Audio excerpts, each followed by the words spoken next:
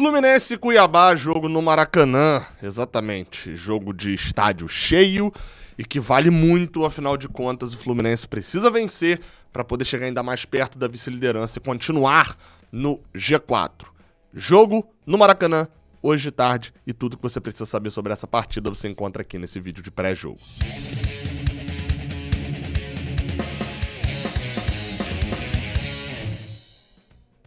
Seja bem-vindo, você guerreira de todo o Brasil, de todo mundo. Aqui é o canal Raiz Tricolor. Eu sou Gabriel Amaral, sou jornalista por formação e sou tricolor de coração. Você deixa seu like aqui embaixo, você se inscreve aqui no canal e, se você quiser, você comenta aqui embaixo um palpite. Quero saber quanto você acha que vai ser o jogo hoje. Tá todo mundo muito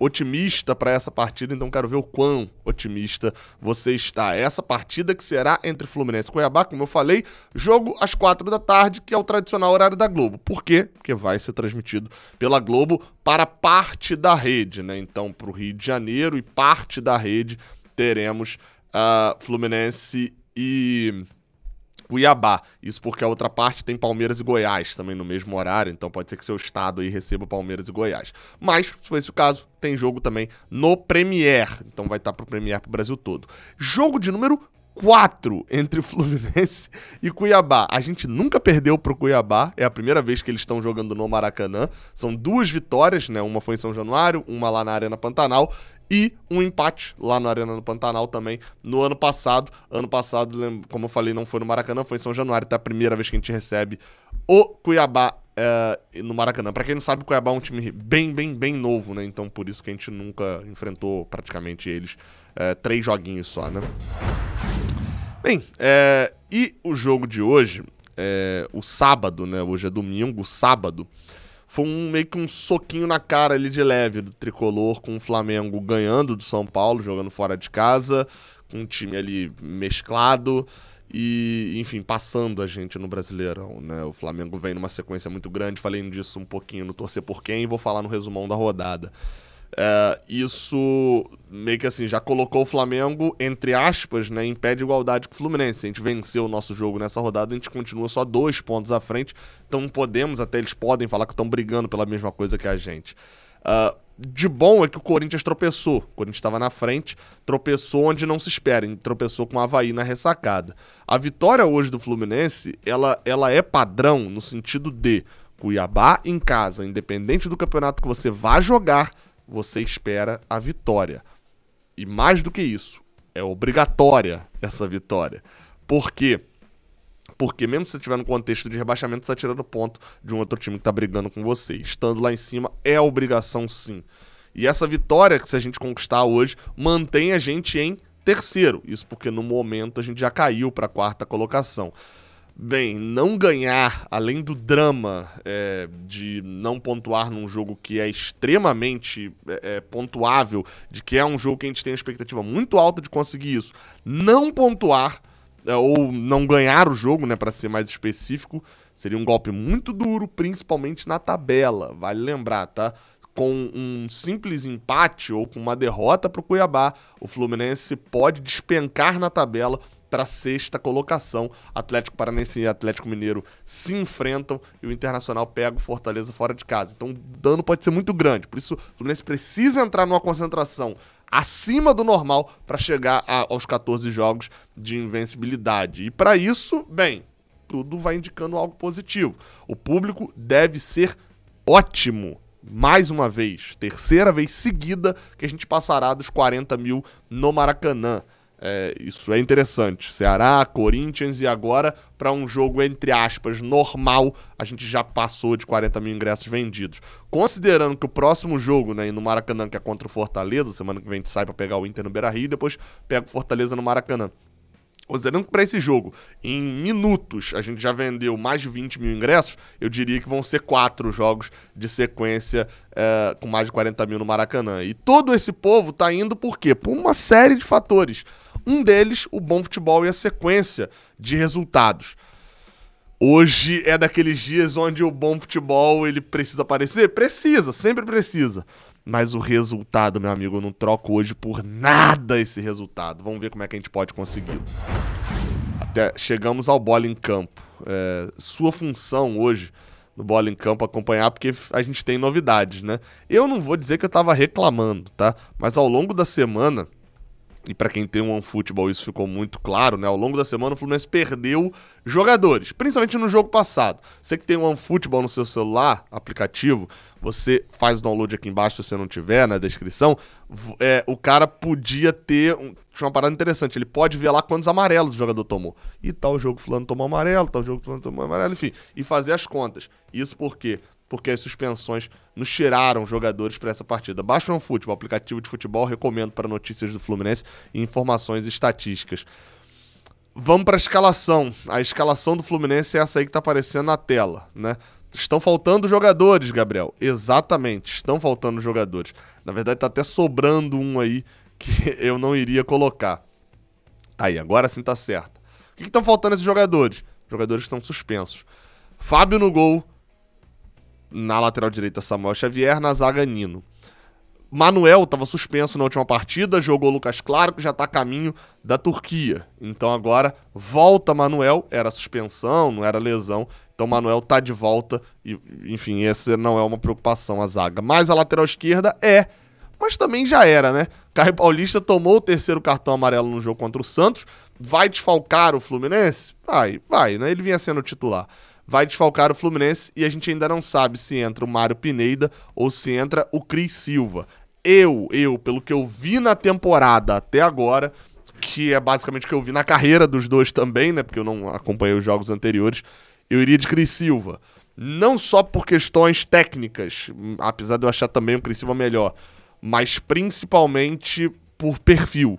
O lateral esquerdo, que vai muito à frente, que vai fazer linha de atacante, que vai chegar com ofensividade, vai bater a bola para a área, vai saber cortar para dentro para fazer jogada interna. O Pineda tem a vantagem desse cortar para dentro de ser destro, mas acho o lateral muito lento, devagar ali para poder jogar. Então não acho ele tanto com perfil. Então apostaria no Cristiano substituindo o Caio Paulista e torcer para ele fazer uma ótima atuação, porque eu acho que o teto do Cristiano é mais alto do que o do Caio Paulista. Então isso facilitaria para, de repente, a gente manter o Cris na lateral esquerda, né? Até pelo investimento que foi mais alto.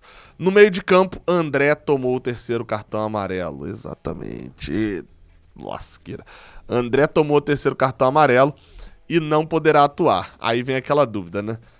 Diniz pensa em colocar o Wellington, que ele utilizou muito, durante muito tempo. E eu matei a charada aqui quando ele para de utilizar o Wellington, né?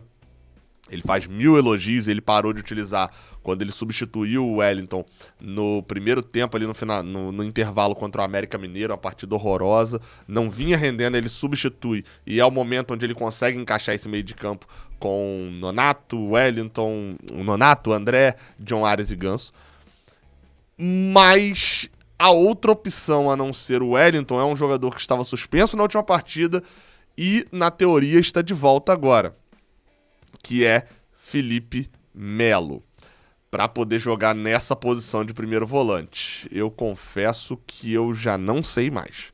Eu não sei se eu acho Felipe Melo uma boa de primeiro volante, não sei se de repente ele começando a partida seria interessante.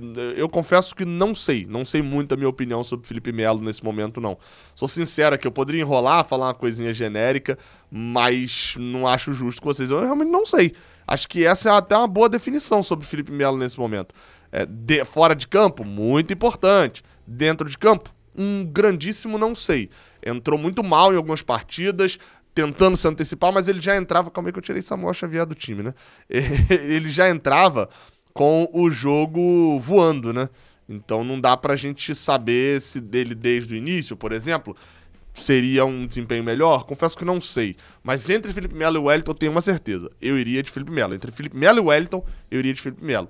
Outra possibilidade ainda, uma terceira, e eu tô ficando bastante aqui nesse tema, justamente porque é pra mim um ponto-chave do jogo, já que o Cuiabá pode jogar um pouco, tentar ficar um pouquinho mais com a bola, como o Antônio Oliveira tá fazendo, ok, mas o projeto é o Fluminense ter a bola, o Cuiabá tentar encaixar contra-ataque, esse é o normal do jogo. Seria Martinelli, essa posição é muito crucial. Saída de bola, a rodada de jogo, enfim, isso seria muito crucial. Martinelli já jogou nessa posição com o Odair Hellmann, e ele jogava ao lado dele o Iago Felipe, era aquele meio de campo que tinha ele, Iago, Nenê, enfim, Luca, Luiz Henrique e Fred, ou Luca, Luiz Henrique e Felipe Cardoso, que atuou ali principalmente na reta final do Brasileirão 2020. Martinelli jogou. Qual que é o problema? Martinelli vem muito mal, né? O momento de Martinelli é muito ruim. Fernando Diniz também encara Martinelli como um volante de chegada na frente, como um volante mais um John Arias do que um André. Então a gente não sabe muito bem como é que ele vai ser utilizado. Eu vou ser sincero, entre Felipe Melo, Wellington e Martinelli, eu testaria o Martinelli na volta de primeiro volante para ver se ele rende um pouco mais vindo um pouco de trás. Mas confesso que eu acredito que ele vá de Wellington, tá? Ou ele vai de Wellington, eu diria que a maior chance é de Wellington, e em segundo lugar, Felipe Melo. Vamos ver como é que ele vai decidir. Daí, no meio pra frente, é tudo normal, né? Nonato, John Arias, Ganso, Matheus Martins e Germancano. John Arias fica o destaque. Nos últimos 3 jogos ele fez gol, e Germancano tá num problema sério, né? Tá, enfim, tá se consultando com psicólogo. Preocupa Germancano, porque ele já tá muito tempo sem fazer gol. Ele tava tentando entender o que tava acontecendo e tal, justamente porque ele já ele passou um jogo sem fazer gol e não conseguia entender o que aconteceu, o que ele fez pra merecer esse jogo sem fazer gol, né? Enfim, 2 jogos, né? Fortaleza e Santos. É algo difícil de acontecer. Vai acontecer. Gol de Cano, se você não botou no Cartola aí, deu mole. Falando rapidinho sobre os pendurados. Nino e Wellington. Esses 2 jogadores, se tomarem cartão amarelo, não jogam contra o Internacional. Eu tenho certeza que você, nesse momento, pensou bem assim: o Wellington podia entrar no final e tomar um cartão amarelo, né? Eu sei que você pensou isso. Eu também pensei. Iago Felipe e David Braz também estão pendurados. No caso, David Braz, né, vem ficando fora da partida. E Iago Felipe pode ser uma opção também de segundo tempo. Se tomar amarelo, tá fora do jogo contra o Internacional na semana que vem. Sobre o Cuiabá, eles vêm ali numa espécie, né, não dá pra chamar, de reação, até porque perderam os últimos 2 jogos, mas melhoraram o futebol deles, né? A provável escalação do Antônio Oliveira é a seguinte: Walter. O Cuiabá é aquele momento que você fala assim: caraca, nem sabia que esse cara tava lá. Walter, goleiro, você já sabia, né? Daniel Guedes, Marlon, Joaquim Henrique e Alain Empereur, aquele que era do Palmeiras. Camilo, Pepe e Rafael Gava. Rafael Gava, Camilo e Pepe é aquele do Flamengo mesmo, Alisson, Gabriel Pirani, ex-Santos, e Rodriguinho. Esse é o provável time do Cuiabá, que é o primeiro time na zona de rebaixamento, tem 20 pontos. Como eu falei, voltou a pontuar um pouquinho. Como curiosidade, vou ver se faço isso no retorno, né? Olha a escalação do Fluminense no turno. No primeiro, era o segundo jogo do Fluminense no Brasileirão, time treinado por Abel Braga. Fábio, Calegari, Manuel e Nino, Mário Pineda na lateral esquerda. Os 2 laterais mudaram muito. Wellington, Nonato, Ganso, John Arias, Luiz Henrique e Fred. Time muito parecido do meio pra frente com o que pode entrar hoje, tá? Wellington, Nonato, Ganso, Arias, Matheus Martins e Fred. Ainda entraram nesse jogo Cristiano, Iago Felipe, Caio Paulista, William, Bigode e Germancano, que foi reserva nessa partida com Abel Braga. Fica aí a curiosidade sobre essa escalação lá da primeira partida do Fluminense fora de casa no Brasileirão. E você vai acompanhar o jogo aonde? Aqui no Raiz Tricolor. Infelizmente não teremos. Esse é o penúltimo jogo sem transmissão aqui no Raiz Tricolor, tá?